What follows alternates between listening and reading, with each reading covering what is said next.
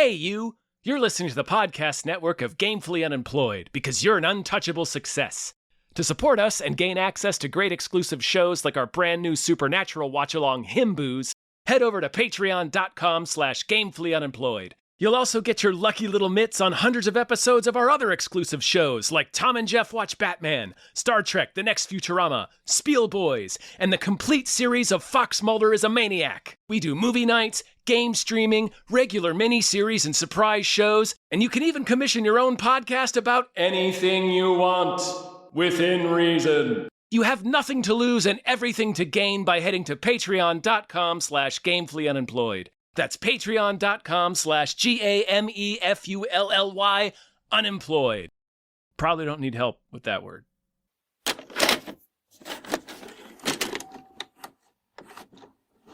You're excused, sir. Thanks. Yeah. It's my birthday week. I'm celebrating in the Red Nebula. Oh, for a second I was like, it's your birthday, Tom? Oh, no. No, it's not. Oh, no. Hi, everyone. Hello, everyone. My name is David Bell. My name is Tom Ryman. And we just watched Supergirl. Supergirl. And Superdog. Superdog. In a super world. I'm a Supergirl. In a super world. Keep it going. No. Hey, I was just touching base to see when you think you might be coming back. You know, I'm just worried that you're not going to find your stride here if you keep going off-world all the time, Kara. I'm worried you're not going to find your people. Yeah, well, that's the thing, Clark. I have no people.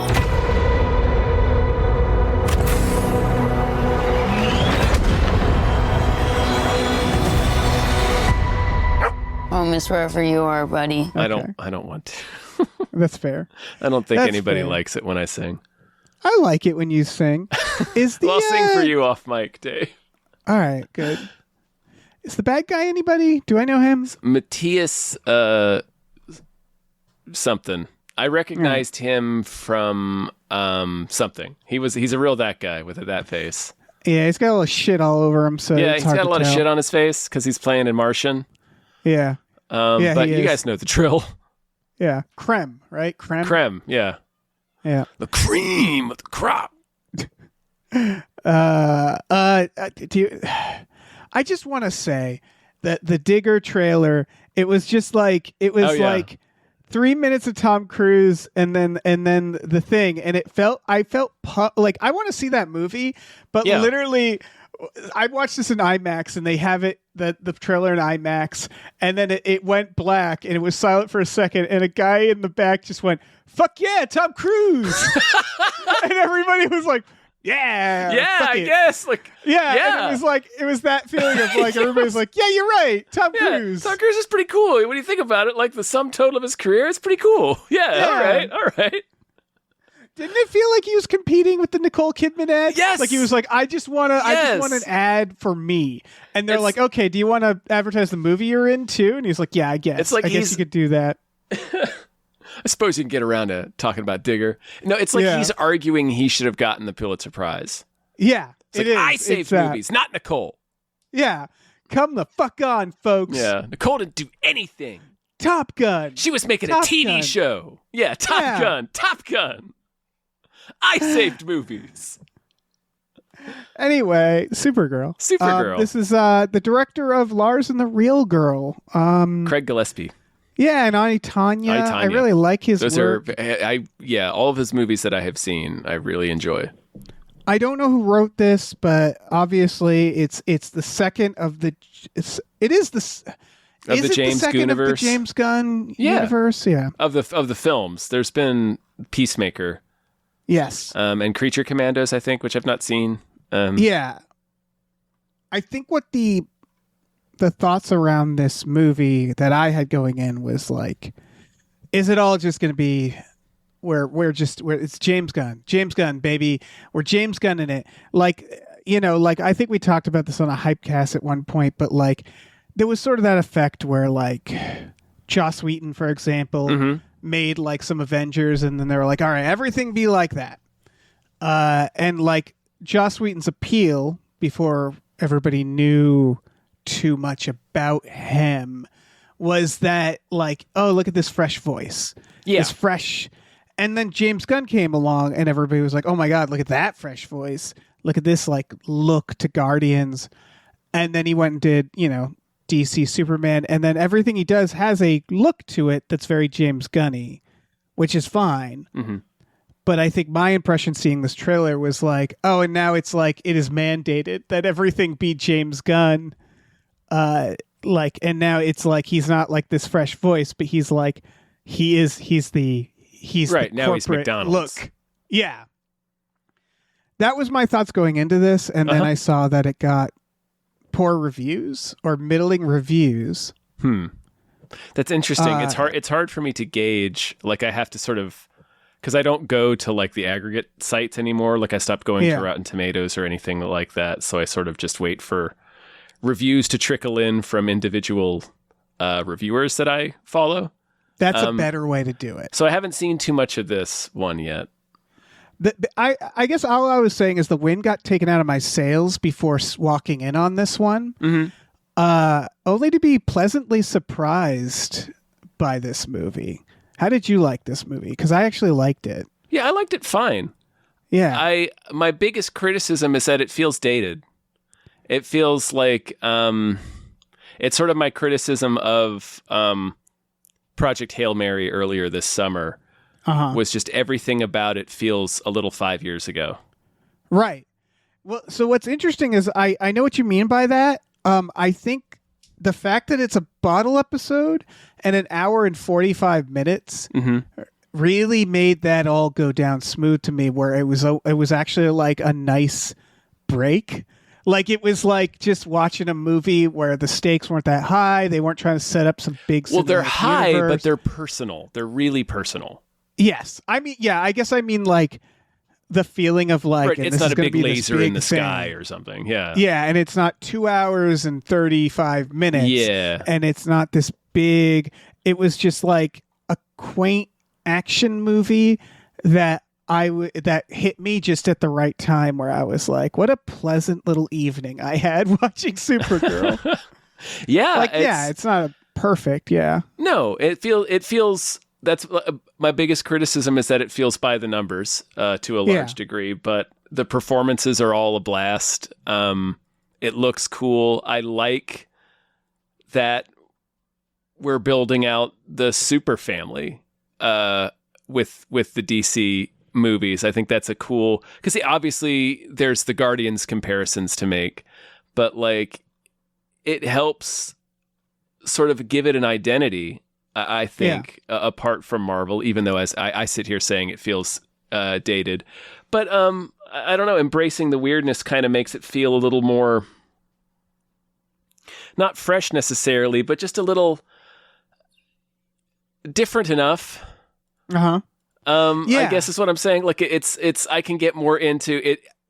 I feel less glazed over with superhero fatigue watching Supergirl Kara like go through space on a Western style adventure, because like, it's in space. It kind of equalizes all of the Kryptonians' power. So she's never like overpowered in a scene. She can still do all the stuff she can do, but she's against evenly matched people, and it's setting it in space with different alien races who all like, I feel like I stopped thinking about that. Like I stopped thinking about her being superpowered pretty quickly, because kind of everybody is, if that makes sense. Yeah, they do. I would say pretty good at. There was only like one thing that pinged me. Pretty good work at like you're making a Superman movie. You're making a Supergirl movie. First question is, how do we nerf them? Yeah, like how do we make it so that we're so that we give a shit about the action? And yeah, they put her on like red sun planets. And like they did various things to make it. And then, yeah, like you said, like the bad guy is pretty super powered. They note that. So it felt like enough. You're watching a movie, so it's not like she's going to die or anything. But it was enough to keep it interesting. I think it dragged on a little bit. It did a little, yeah. I think she spends too long during the Unforgiven stage, where she's like, where Clint Eastwood is sick. She has a stretch like that. The green sun, yeah. Yeah, because when the green sun happened, I was like, that's interesting. how is she going to get out of it? And the way is just that when the writer decided, the green sun set. And that was that. And it was Right. like, oh, okay. I guess that's fine. Where it's like, oh, they just put a timer on her to go like, Right, the okay, she's bad weak guys for this part. Forgot about it. It's like you think he would have made it Yeah. a point to be cleared out by the time the green sun went away, because that's your ass when Right. the yellow sun comes up. Like everybody Right, in that's- the universe seems to know about Kryptonians. They're not a Yeah. secret. So Yeah.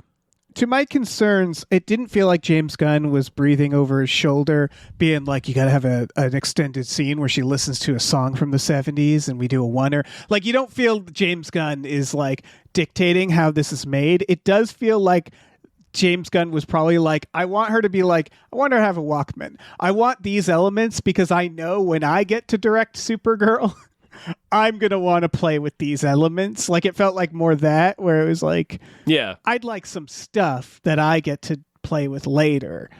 And the universe felt, it didn't feel like they needed to like explain space. yeah. Because it was just like, it's James Gunn. It's the James Gunn universe. There's like a bus.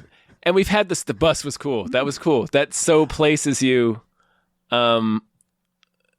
It's such a. I was about to say we've had Star Wars for decades now. Like we know the Yeah. template. Just throw people in with the ground running. Explain the things as much as you need to as you go. But like it's explain you as Yeah. you need to the story. We don't need you to sit there and exhaustively explain how everything in the universe works and who all these people are and what the space bus is. She just gets on a space bus and we see all. It's like the Mos Eisley scene, but Right.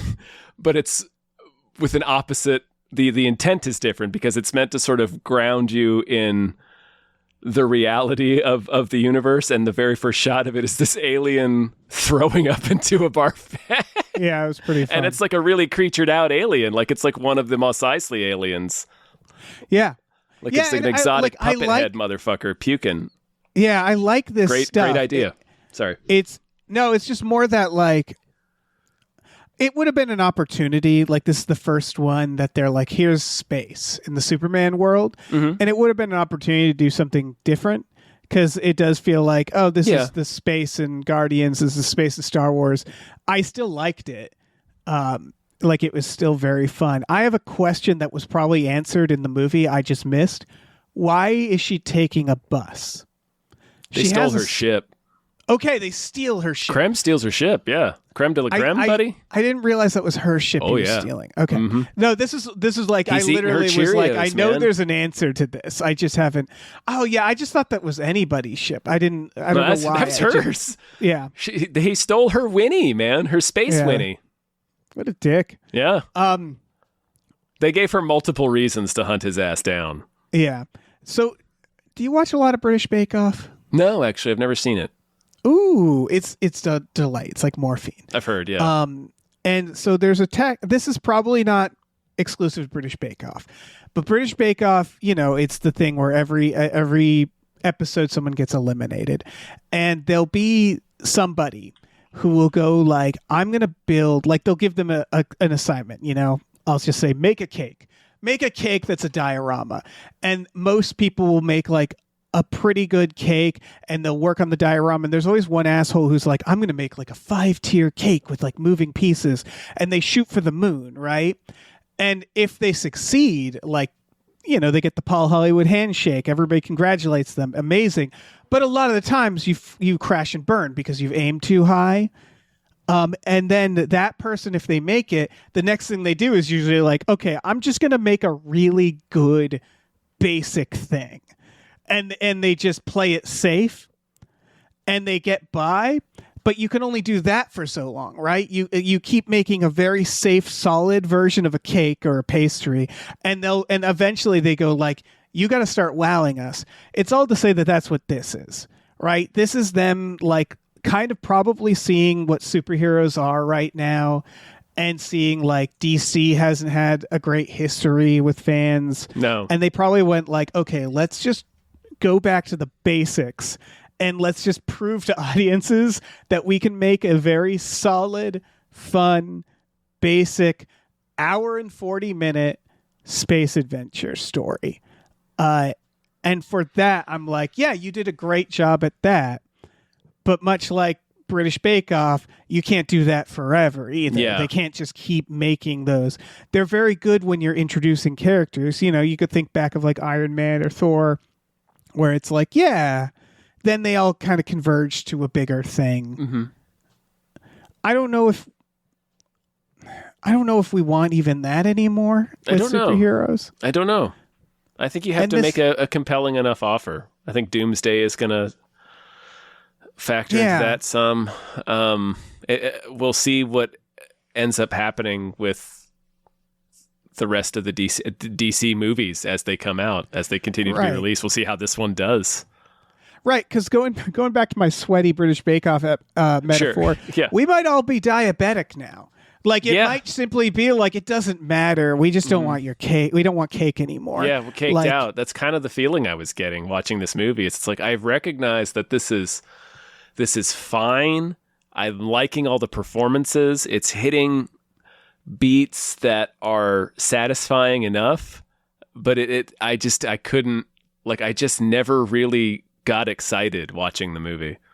Right. And it's not the movie's fault. So, like, for example, you know what I thought of a few times? Indiana Jones.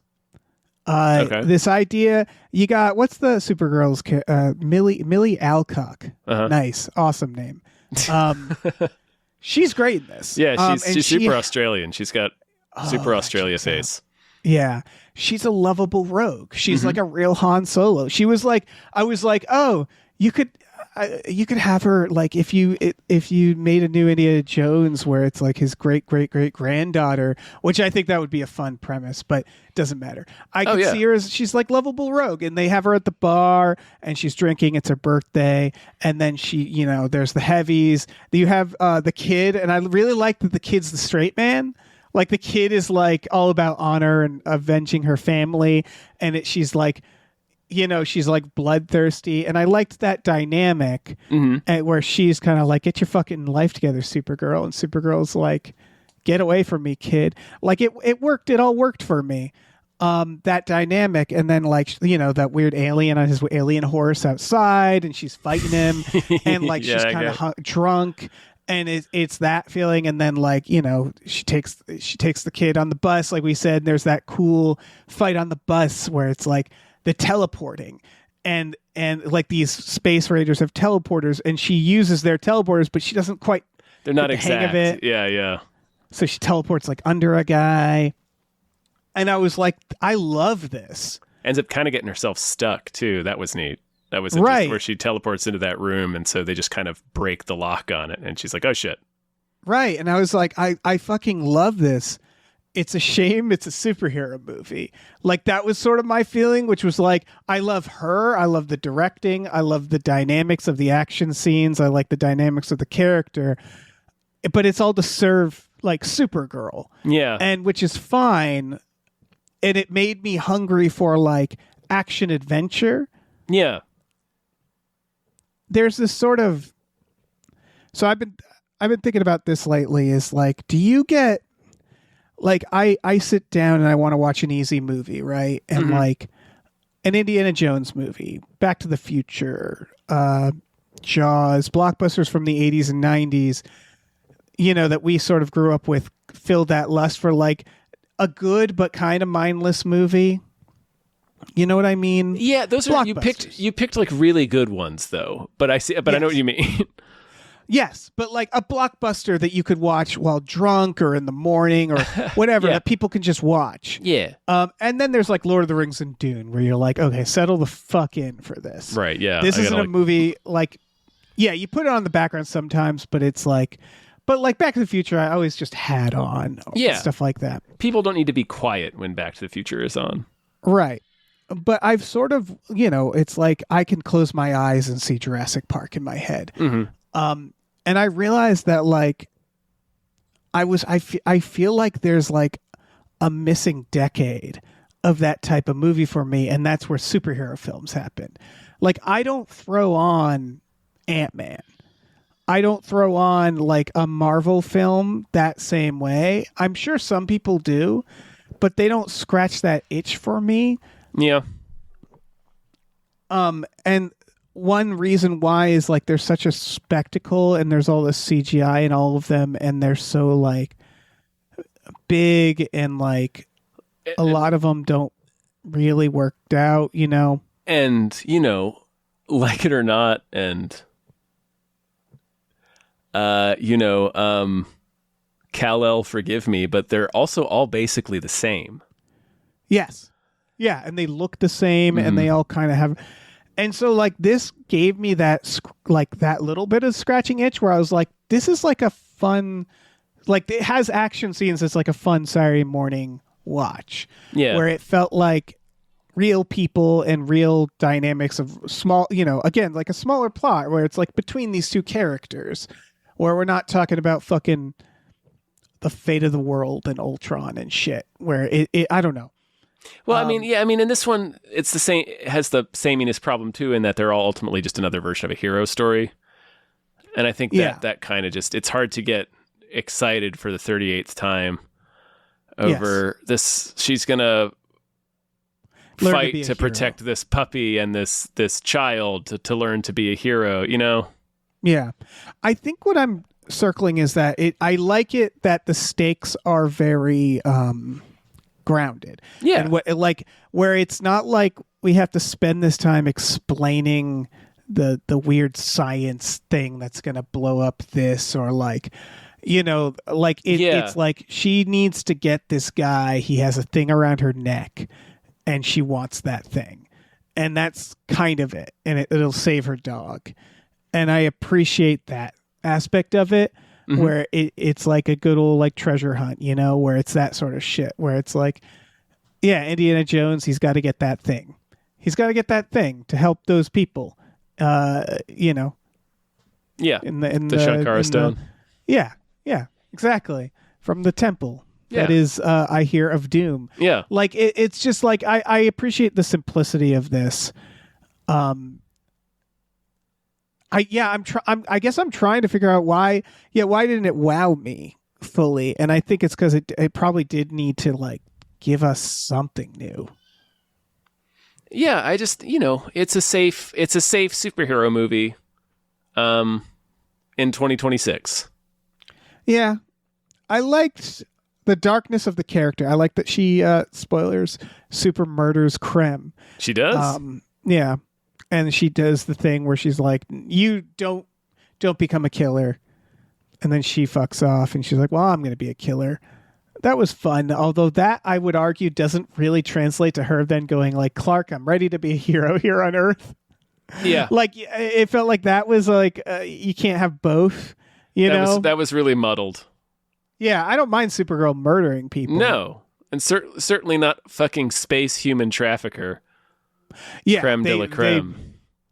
The plot is that they have like a bunch of kidnapped women and girls as their wives to rebuild their weird crumbling planet, and it's like, okay, so we don't like these people at all. We're not going to like these. Yeah, they start out by killing a whole family. At the low point in Act 2, they kill another whole family.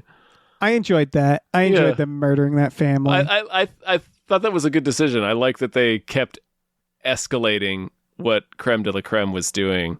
Yeah. Because, like, it's easy to just do something like in another Justice League movie, a DC movie, for example, Justice League, Joss Whedon's Justice League.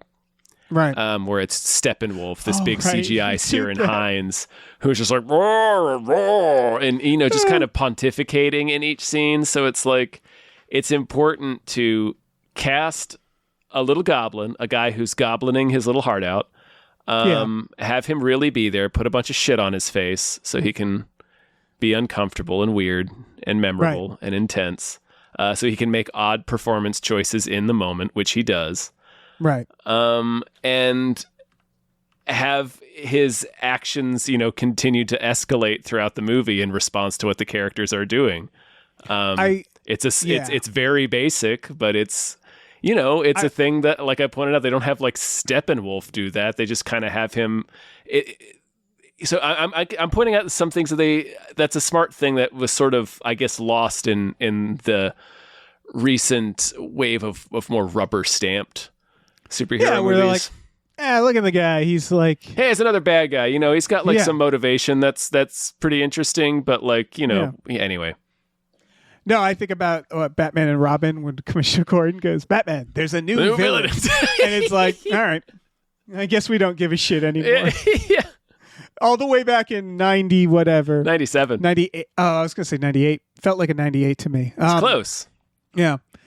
I read that they originally had some cut scenes giving him like a backstory of like an abusive childhood, Yeah, and it's like he's a human trafficker. We're good. Yeah, it's like clearly they figured that out too. Right. This is just a real life gangster. Like we don't. Right. Like this is just. It's like a Nazi where you're like, I don't need to know why the Nazi's evil. It's I don't fine. even know why he became a Nazi, man. Yeah, we're good. We're all set. Oh, did he not Yeah. get into art school? Yeah. Speaking of backstory, what do you think of the Krypton stuff? Oh, 'Cause that was fine. I thought that was interesting because Listen, the I- Superman movie didn't have that. Yeah, it's an interesting twist on it. Like I'm not super familiar, but I know at least in the original Supergirl movie, like it's a city trapped in a bottle, and that like relates to Brainiac in the comics. And I think in the comics he might have a piece of Krypton in a bottle, or it's Kryptonian technology. I thought it was smart. Anyway, No, not knowing anything about the comics, I thought it was smart for a few reasons. Is like, number one, they tie it to her backstory with the dog, so like they can be like, oh, see, this is her backstory with the dog, while secretly we're also showing you how this shit worked. And then the bubble city creates all sorts of, because like, you know, my view on Superman was like, you know, pew, we fire the baby out into the sky, planet explodes. Yeah. And then when you hear about like she has a dog and he has a cousin, and it's like, where the fuck did those people come from? So they basically do this idea of like, oh no, we did like a bubble city that we tried there was for an a arc, little bit. basically, yeah. And now you can have Zod and whoever like show up and be like, yeah, I was part of the bubble city. You know, like it's like, okay, I got it. There was another group of Kryptonians who were floundering for a while. You can invent all sorts of shit that came from that. I was kind of hoping that would be bleaker. Like I was hoping that it would like really, like, I guess it is bleak because they all slowly die. They're all slowly dying of kryptonite poisoning. Yeah, I was almost like, I want a movie about this city, like, and how fucking bleak that, like, The Last of Us on that fucking Krypton. It's like Dark City, basically. Yeah. But yeah, I thought that was a neat way to like, because like, it's all stupid. Like James Gunn embraces this stupidity of comics, right? In the first Superman, he just dove headfirst into like, and here's the dog, and here's Supergirl, and then this movie has to like clean up that mess and go like, okay, well, I guess we have to explain how that happened. And they do a good job. They do a good job explaining how this bullshit happens. Yeah, and it's, well, I think something he's proved is that the importance of being just, consistent, internally consistent, and not patronizing the audience. Like, we'll handle whatever as long as the explanation is reasonable enough within the confines of the story, and it's not just like, well, fuck you, arrows at robots, fuck you. Right. It's like, well, then why should I care? Yeah, exactly. I do kind of wish, like, remember that George Miller Justice League people that was going to get made? Yeah. And he like compared them to like the Greek gods and Mount Olympus. Yeah. Which sounds like kind of the Zack Snyder stuff too, a little bit, where it's like, I think there's a like, you don't have to have it one way or the other. Like there's the whole thing in Superman in the last one about him realizing that he comes from like aristocratic pricks that wants him to like, he was supposed to colonize Earth. Yeah. And I kind of I thought it'd be interesting if more of space was that, like these like more Krypton shit where everybody's a little more serious or something. I guess like I don't mind this, everything's fucking Mos Eisley, but I kind of like the opposite version where it's like Earth is the wild card. We're the fucking lovable rogues and we infect the minds of these space gods. So like when Supergirl goes into space, she's like, listening to our music and stuff and everybody's like serious. I just thought that would be an interesting dynamic. But it's sort of like, all right, everybody's a fucking goofball in space except for Krypton, I guess. But they exploded. But like... Yeah, they're all robes and serious. Yeah. I feel like I don't have a handle. Like, I like the Krypton stuff. That didn't feel like the same. I mean, again, it's all different planets, different galaxies, so it all can exist. Mm-hmm. But tonally, it's a very different thing, And I liked that dynamic when she first comes down to Earth, and Clark is actually like kind of funny, and she's the straight man. Like, she's like in her weird, dumb little spacesuit, and Yeah, looks like a 50s sci-fi rocket ship captain. Yeah. And he's just corny ass Clark. Yeah. That stuff's all good. I think it is really like you have that fatigue. I think it's just a symptom of superhero fatigue. I really think it's it because there's nothing. This movie doesn't do anything. It doesn't make any missteps that are major enough for me to like come away saying, "Oh, this was a bad movie," or like this was a misstep or poorly executed. I liked all the different elements, like I said, and it all hangs together as a perfectly fine, enjoyable, safe superhero movie. It just feels like we moved on from this. Right. It's why I think Zack Snyder had that instinct of like, I'm going to make it like serious and dark, because that's almost like you can't do that anymore unless it's Batman. Like, yeah, it's kind of like we will not accept serious and dark. It's why Josh Trank looked at Fantastic Four and he was like, what if it was like Cronenbergian? Because I think a lot of these filmmakers do have this instinct where they're like, can it be something else? Which is kind of death. Like, that's kind of death to do, because obviously, as we've learned, it doesn't really work out, where it's like either the studio lets them and everybody's like, why is Superman breaking Zod's neck? This is weird and depressing. Yeah. Or the studio fights back and we get whatever Fantastic Four was, Fan Four Stick, that one, I mean. Yeah. That four stick. Yeah. Where it is sort of like there are things that are just built in the DNA. Like, and that's why I keep going back to like, okay, the James Gunn space. I was like, maybe change that up, because we've seen that. So maybe find a way to make that different. Yeah. But like, for example, we talked about nerfing her. So I think it's Red Sun Planet. Then she's super again. Then she gets poisoned, which that was weird to me, because I was like, so the poison works. Also, I don't mean to nitpick, but they say like you can't move the dog, and I'm like, what if you grabbed the dog real quick and flew it out into the sun, into the yellow sun? Like, I don't know, couldn't you just move the dog? Why is the poison? Also, it's on like a planet with a yellow sun. Yeah, isn't he a Kryptonian dog? Right, that's what I mean. Like, just zip it to the sun. I feel like the dog will be fine. I feel like she gets zipped into space. And it's like, it's clear that like they can be almost dead when you get to the sun and they'll be okay. I don't know. Yeah. I mean, they can be husks.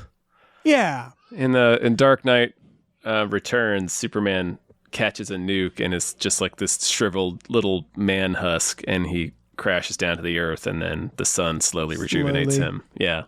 It can be whatever you want it can to it be. Can be whoever's writing it. Exactly. They're magic. Right. We're all keenly aware of that, so they were like they can't move them, and I'm like, I don't know, you can put them on a space bus and get to the sun with the dog. That bus would have been rough for that dog. Yeah, it's fine. That's fine. I didn't think too hard about that. No, but so she gets the sun, and so it's all good, but then the poison I didn't understand, where I was like, why is the poison hurting her, but we need a reason for her to struggle. So she struggles on that planet, and then they give her like veins or something, and she goes up into the sun. She's fine again, but Krem gets away. His ship teleports. Mm-hmm. And it was like, okay, just in time. Got it. then she tracks him, and we get. I liked the little girl being like a prisoner stuff. We haven't even talked about what's his name, Lobo. Oh, Lobo, yeah, Jason Momoa. Yeah, that stuff was fun. With I don't know what his him deal and the little is. girl. He's a space bounty hunter. All right, That's but it. like, is he like a Thor? Like what? She says he's a god. Yeah, And I'm like, what is a god in this universe? they're like the old gods, I think.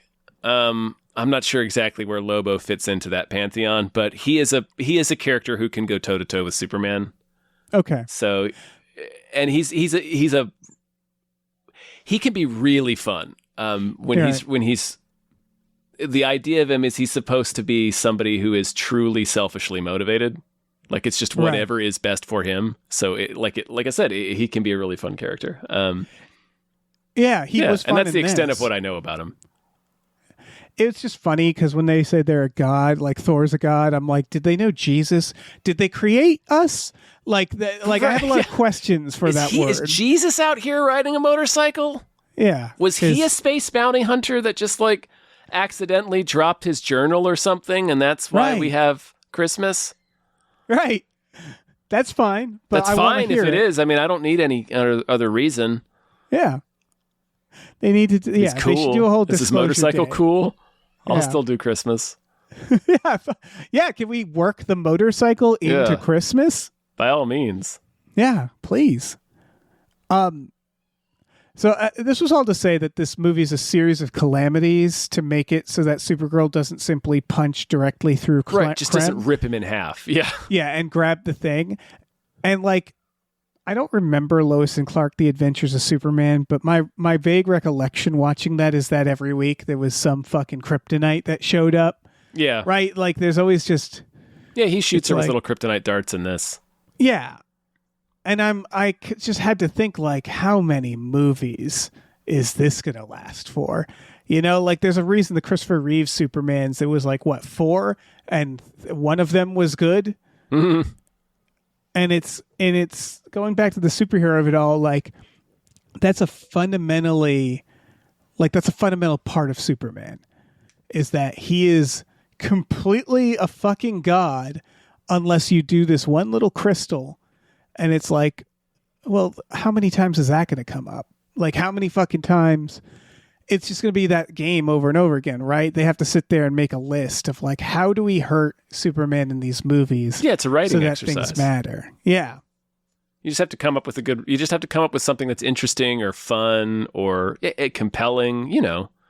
It's not impossible.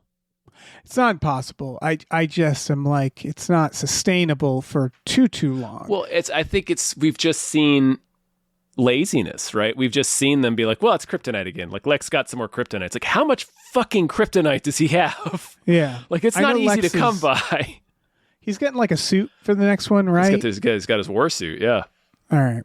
Is that kryptonite powered or anything? I'm sure there's a kryptonite component to it or radiation or something. It's just like I like it and I don't like it because like in this where they're shooting her with the kryptonite arrows, I was like, so it's like arrows with anybody, and that isn't a bad thing. I'm like, yeah, I like action movies where the hero can get shot by an arrow and it matters, you know, where it's like it's just going to be like kryptonite bullets and kryptonite swords, and it's like, okay, so it's just an action movie now. Well, yeah, that's everything's evened, and that's what I'm talking about. Like, it needs to be something more than that, because that's basically the same problem, right? It's like, oh, Lex got some more kryptonite. If it's just like kryptonite laced arrows or kryptonite laced bullets, it's like, well, okay, we need to come up with something more than that. But then the other answer is, you know, you look at the Avengers stuff where they're like, let's have a guy who can beat up the Hulk. Let's have it's just a more powerful guy. It's like either they have special kryptonite bullets or they're stronger or just as strong, or a clone of Superman, like in the last one, where it's like there's only so many answers where it's like bigger guy or like kryptonite bullets, which are just bullets. Like when you realize like that's just every action. That's just action. Yeah, now it's just an action movie with a guy who can fly. Right. Where it's just like people are flying around, where it's scaled up a little bit. So like, Yeah, ultimately, it's like just, I don't know, have an interesting story with interesting characters. Right. Or like Iron Man 3, where they like take away his suits. Like, There's- do it. The conflict is also doesn't always have, like you're saying, it doesn't always have to be the superpowered person defeating somebody in a fight. Right. Like her defeating this guy in a fight was a foregone conclusion. She's trying to get to him to get this freaking thing. So it doesn't always have to be that. Like you can look at, like you said, they take away Tony's suit in Iron Man 3. And that's you could argue that's just Lex finding kryptonite, but it's not, because it's like, at the same time, it's not, because it sort of, it takes away everything he's got. And so it makes the movie being about what does he do when he can't do any of that. And it still makes it interesting. Right. So like Superman, you could do something just like, I don't know, look at one of his powers, like his X-ray vision. Okay, how could that lead to, there's different avenues you could go to come up with conflict and storytelling. It doesn't always have to be smashing them together. And that's a problem, right? Is that I'm trying to think of a superhero movie that doesn't end with the hero just fighting the bad guy. There's usually a physical confrontation, but like I will categorize them in my mind differently if it's like something like the Batman, for instance. He doesn't really fight the Riddler. Well, that's a good one where it's like there's a revelation in that where you're like, oh shit. Or like you could argue like Infinity War ends in a way that everybody went, oh shit. Yeah. You know, like whoa, but it's still pew pew pew. Right, there's a fight Batman's in there. The closest to the exception, I'd say. Yeah. Or like maybe here's a better one. Like Dark Knight. It technically ends with him. I mean, sort of. One of the endings is him fighting the Joker, but that's not really the point of that scene, and that's not really the end of it. Also, right. The bat, because it's a similar thing where it's a foregone conclusion where he'd be. Sorry. No, it's just Batman franchise in general, I think, is the one that gets away with it more because he's a detective. Right, it's built into his character as a detective. It gives you immediately, all these different sorts of directions for storytelling that have nothing to do with him fist fighting somebody. He's a detective. It's a mystery. Yeah, and there's murders and like there's these moral lines, terrorism. And I think that's why the Nolan Batmans and the new Batmans stand out to people. I think that anybody could do it. It's funny that they don't, where it's like all the Marvel and then these two DCs and then even the Zack Snyder ones, where it's like, why can't they think of shit like he puts a bomb on two boats and one has to blow up the other, like shit like that, where it's like, this is like, it doesn't matter. I'm really searching. Okay, so like a non-Batman, where it's again like, why is Batman the only one who gets to do stuff like that? Why can't we find more moral quandaries or things where it's like it doesn't matter how hard you can punch? Like I think WandaVision, where I really liked WandaVision, and I won't spoil it, but it's doing something different, right? And that's the promise. And then it ends with pew pew. And then it ends in a fist fight. Yeah, and it's just like, guys, you were doing so good, like. Why does it always have to? Why can't we think of anything else?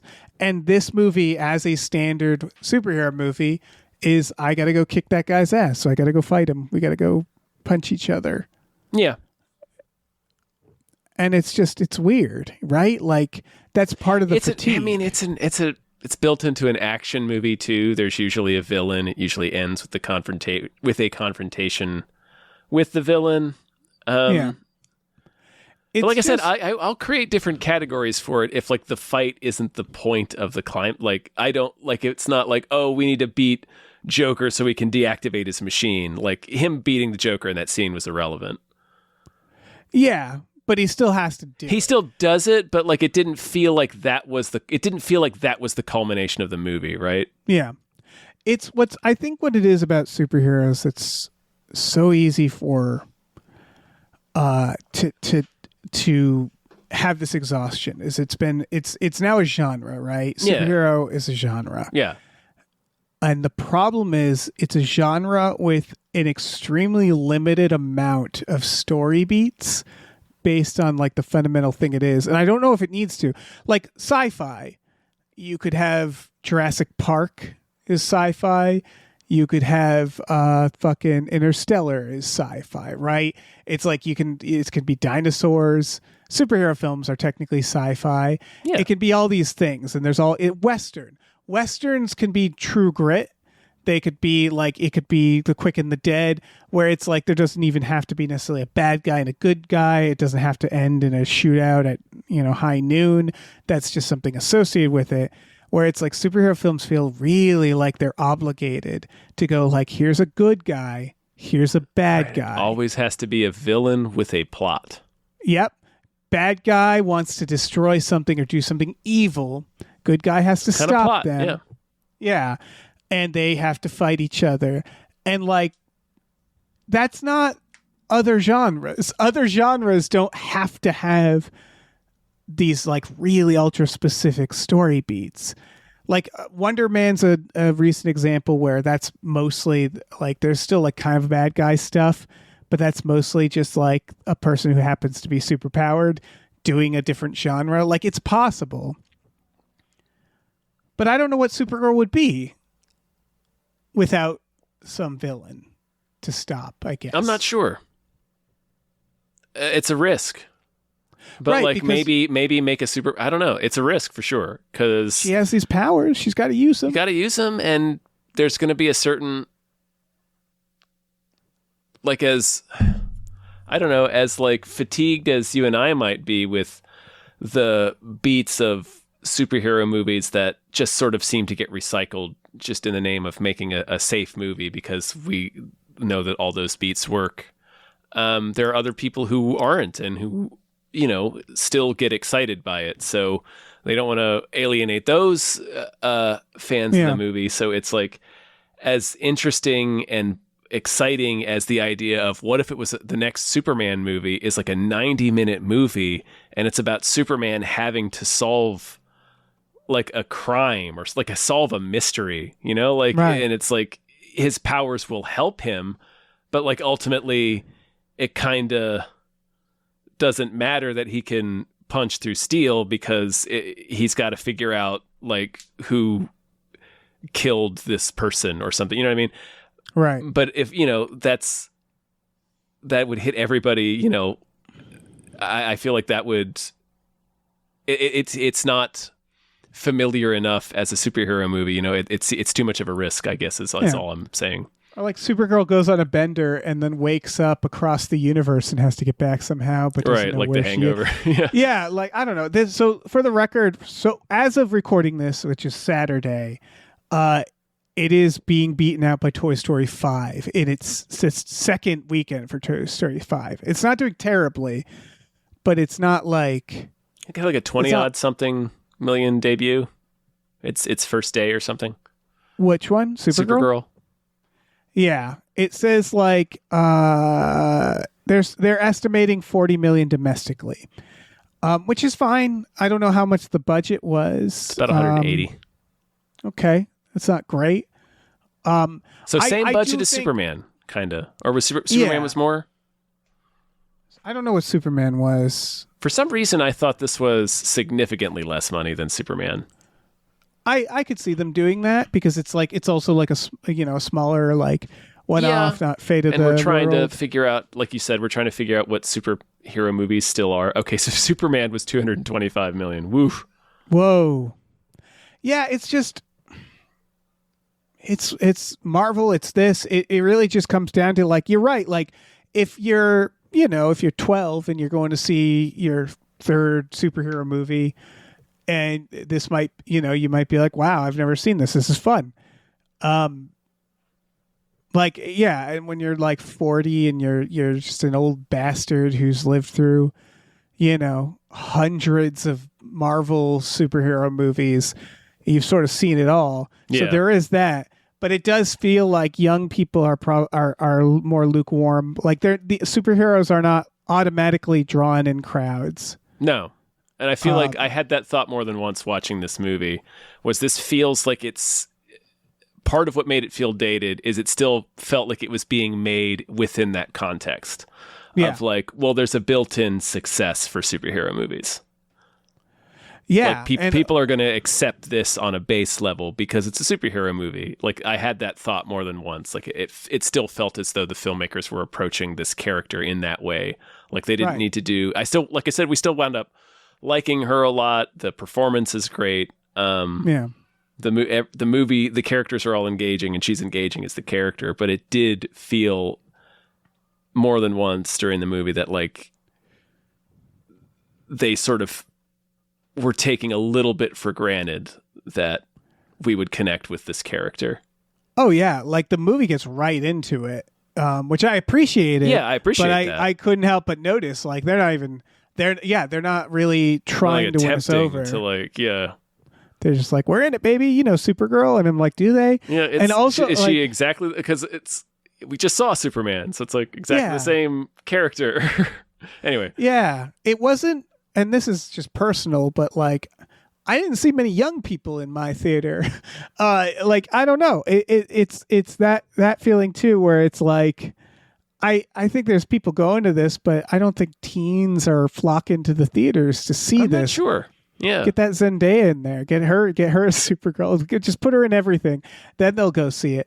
But like, yeah, I don't know. I do feel like we're getting to a place.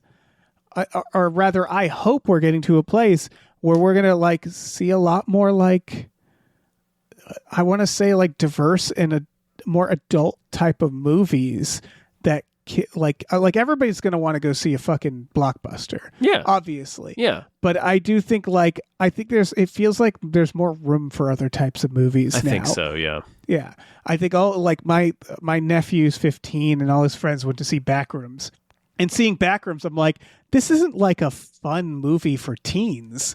This is like, yeah, like, and it's like a real movie about. It's kind of Lynchian, like it's like... yeah.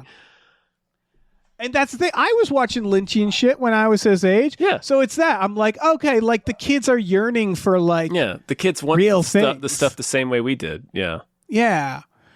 And so like. Cool, like that's cool. I don't know. It feels like we kind of ran this into the ground. Like since like what can we do with CGI in like the late 90s to blockbusters started getting bigger and bigger and bigger in scale. Matrix craze in the aughts. Yeah, like look how we can take a CGI thing that looks like a human and fling it around the screen. Isn't that cool? And I think we're getting to the tail end of people going like, it's not that cool anymore. We've sort of seen it all. Right. It's just like basic stuff now. Yeah. There's nothing that I can see in a movie anymore that's gonna like wow me. Right. It's basically just like, can I see this thing rendered in photorealistic graphics? So like, right. I don't know. Spectacle, you can't like really rely on spectacle as much anymore. Unless it's the Futurama. Yeah, sorry. No, the Futurama where Fry talks about laying eyes on this like beautiful thing. It was like touching God. And they're like, oh, you mean that thing on like 31st Street? Yeah, we see that every day. Or that idea of like, yeah, we've seen the wonders of the universe every fucking day now on film. It's just like, I don't know what. I guess stop making movies. Yeah, we're done. We're done with movies. They were back. Now they're gone. No, no, the movies are clearly back. I just think we've kind of moved on from this, and I don't think that means that there's no place for superhero movies. I just think they need to be scaled down. Yeah, fewer and farther in between. Mm-hmm. I really don't have time for Marvel. Like Spider-Man. I'm definitely more excited about DC because it's characters I haven't seen before. Yeah. I mean, I liked the I would have been happy with like a Spider-Man that was just in New York with none of the MCU stuff, meaning that it was like new universe, Spider-Man dealing with villains and dealing with his personal stories. Like it's the personal stuff that matters to me. That's the shit I like. Soap opera shit. It's why we like part of why we like Spider-Man so much is he's so goddamn relatable. Right. And what's funny is that like, you know what I don't get sick of? Love triangles. You can see a million love triangles in a movie. Really? We have so many shows, and I'm just saying that like that stuff doesn't get old because you can always have new people in them, and you can have new dynamics, and you can have, so many TV shows have will they, won't theys. You know what I mean? Like those tricks, That's true. because they rely on the human element. Yeah. Where it's like, I can only see someone punch someone across the sky so many times. Right. It's just, I can only watch like, oh, I don't like that guy. I hope he gets punched. And then 90 minutes later, sure enough, he got punched. He got punched off a building into some helicopter blades like he deserved. Like the gimmicks that work on me are usually very human. So like in this movie, like I liked this stuff where she's like, get out of here, kid. Oh, I'm so drunk. Oh, I'm so hungover. I got to fight these guys. The Indiana Jones rogue shit. I'm like, yeah, that if you got the right actor doing it, that shit'll work on me every time. Every time. It's just all the other stuff that, eyes glaze over. Yeah. Yeah, I don't know. I don't know how to fix it other than to say like scale it back, I think. Scale it like back. Like I said, I still think there's a place for it. Obviously, it's not that nobody is going to see this movie. No. Clearly. $40 million weekend is nothing to sneeze at. It's what it is that I feel like we're on the other end of something, and that makes me feel a little better because I didn't like being in it. I really like I got sick of superheroes pretty fast. Yeah. Well, it took a while. I love superheroes. I still do. I love Marvel Comics. I grew up with Marvel. I'm wearing a Spider-Man sweatshirt as we record this. Like, but it just, the sameness of it just really felt suffocating, and just it didn't help that it coincided with Hollywood taking a really ugly turn. Yeah. And those things just sort of coming to represent all of that bloated Hollywood greed. Yeah. And this is as good as it gets. That's what it's key. It's like, it's one thing when Quantum Mania, in that system. Yes. In that template. In that template, this is as good as it gets. Sorry. You're right. No, and that's not enough. Like, that's the thing. Like, I don't know. Superman made me feel happy. I like Superman, yeah. But yeah, it's still, even DC is already 2 movies in. I'm like, I guess, like it's that feeling. And this movie is very good. It's very well made. It's filled with very good acting, very fun writing, very charming people. It's an hour 45. Like I said, I had a great evening with it. It has a great escalation of the puny god conversation. Yeah. When she finally wallops his ass across the mountaintop. Oh, yeah. She does multiple spinning ragdoll slams of this motherfucker. He shouldn't have a spine anymore. Yeah. Anyway. No, but looking at the slate of things to come, this was one where I was like, oh, yeah, that'll be fun. Like, I have the 2 settings. It's like, oh, I can't fucking wait. And then, oh, that'll be fun. Yeah. And right now on that list of that'll be fun is Spider-Man, fucking Doomsday. Like, those are all secondary to me. Those are all ones where I'm like, Spider-Man, I don't need to go to a big theater for that. I don't need to see that in IMAX. Like, that's my feeling now. Spider-Man I'm a little more jazzed with, but I think I said this a similar thing too on a Hypecast or something we did recently. But totally. Like Supergirl, Doomsday, remembering those are coming out always, it feels like finding money in my pocket. It's like, oh shoot, right, I got to go watch a Supergirl movie. But like the Odyssey, Street Fighter, I'm like, yeah, Odyssey. I'm at the Chinese theater for that. Fucking Teenage Sex and Death at Camp Miasma. I'm like, oh yes, fuck yeah. The trailer for that looked crazy. I know. The end of Oak Street. I'm like, fucking I was a little bummed by it. Well, I'm sure we'll talk about it on Hypecast this week, but I caught a new trailer for that at the beginning of Supergirl and showed too much. I wish it hadn't showed as much as it did. I'm still hyped for it. Have you too much. Saw the TV too many dinosaurs. Yet? Oh, yeah. A lot of dinosaurs. I'm happy that they're like, what if we made a dinosaur thing that wasn't Jurassic Park? And what if it was good? Hopefully. I like, take your shot. It's like, we don't make enough dinosaur films. Right. I've gone on record saying that. Jurassic Park doesn't own dinosaurs. It doesn't have to be the only game in town. Yeah. Teenage Sex and Death, though. You got to watch I Saw the TV Glow. Or have you seen any of Schoenbrun's I haven't, stuff? but that trailer man, knocked my socks off. I was so pumped when I saw this trailer for Teenage Sex and Death. I'm like, this looks grand. And I still need to, I saw the TV Glow. It's been on my list, obviously, since it came out. I just need to get to it. Did you see We're All's going to the World's Fair? No, I haven't. Yeah, I haven't man. seen any of their films yet. Yeah.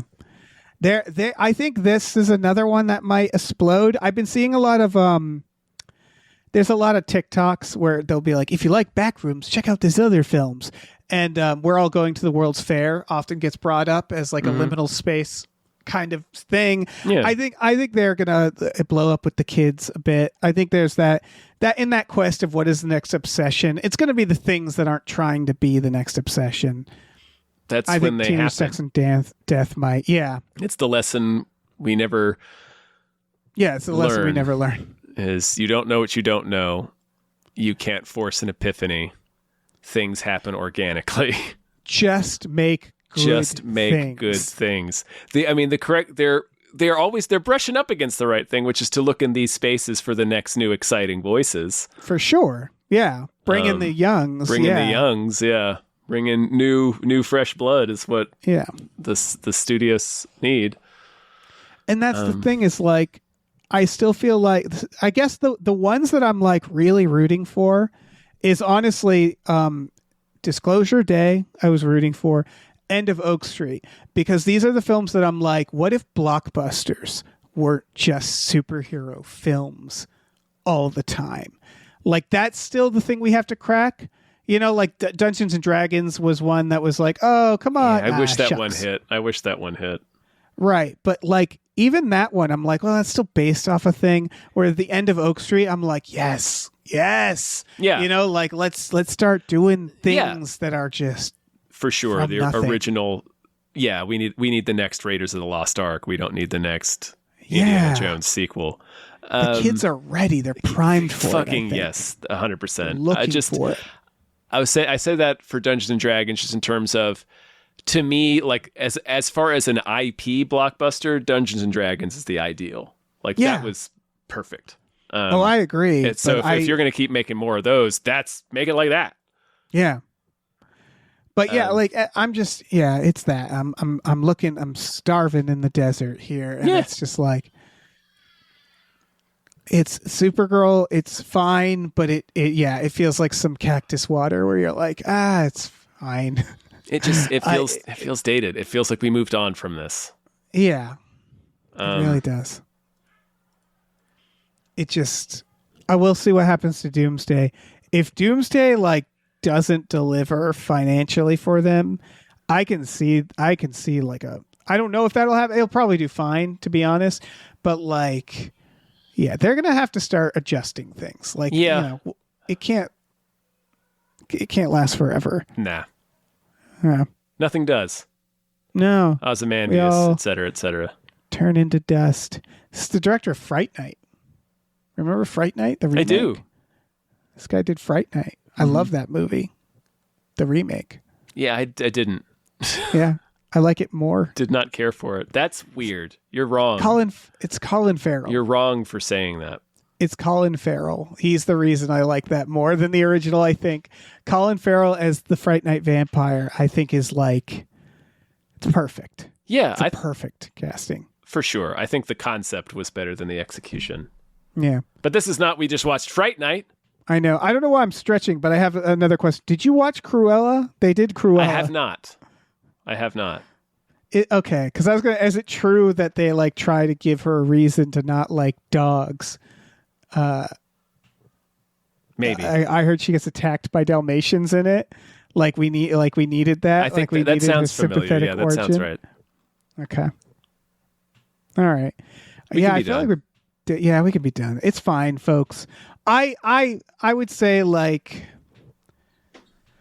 very well made. I like everybody involved. You could wait for streaming. Yeah, you could. Yeah, if you wanted to. All right. Well, thanks for listening. We have a Patreon. Patreon.com/gamefullyunemployed. We have exclusive podcasts on there like Tom and Jeff Watch Batman and Fox Mulder's Maniac, Star Trek Next Futurama, Spiel Boys, Himboos, which is our supernatural podcast. It is. See, we have our fingers on the pulse Speaking of, yeah, of what the kids are watching. things that are way too late. Yeah.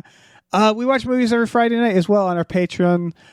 Good movies. I'm not going to tell people what we watched this week. No, 'cause, it's better that we didn't. It's better that we didn't. Good movies. We watch good movies. It's a real... We certainly don't watch 1981's Neighbors, starring John Belushi and Dan Aykroyd. We definitely and don't Pixels. watch John Belushi's deservedly forgotten final film appearance. No, listen, 1981's Neighbors. it's a ride. Come with us on this journey. It's like science. We experience watch two things movies. together. Mm-hmm. Yeah. Sometimes it's good. Sometimes it's bad. But we always do it together. Yeah. We also have a store. Head over to gamefullyunemployed.com. You can find a link to our Teespring store. We have all kinds of cool original artwork by cool original artists like Michael Vincent Bramley, Starlene Hodge, Justin Brown, and others. So check that out. Please rate and review our podcasts wherever you're listening, and check out our other show, Badical, Badical, also wherever you are listening. Yes. Do it. Do it. Do it. And go see a movie. They're back. They're there. Go see them. Watch Fracture on streaming. Oh, Ryan that's a Gosling, movie. Anthony Fracture's Hopkins. a movie. Mm-hmm. It's really good. I Yeah. love Fracture. He kills his wife, Tom. He does, with like an elaborate ball bearing puzzle. Factors into it somehow, I seem to recall. It's thematic. It's a thematic. It's eggs, fracturing, and balls. It's ball themed, but the balls don't have anything to do with it unless you count a bullet as a ball. Well, I don't want to spoil Fracture, but bullets can be balls. they can be. Not all bullets are balls, or not all balls are bullets, but some are. Yeah. Like a musket ball. That's a ball. Oh yeah. If he should have used a musket in Fracture. The shot, Ryan Gosling. the shot in like bird shot. Yeah. In a That's a shotgun. ball. It's a little pellet. It's a little ball. Those are balls. See? Perfect. Hey, listen, our music is produced by Chris Corlew. You can find him on twitter.com as the Corlew, or go to shipwreckedsailor.bandcamp.com. Our channel artwork is produced by Michael Vincent Bramley. For more of his work, go to mvbramley.art. Our episode artwork is by Justin Brown, available on Twitter as Justin T. Brown or at artnessbyjustinbrown.com. And finally, additional artwork is by Starlene Hodge. You can find her work at starlenearts.com or on Twitter as StarleneX. Cool. Goodbye.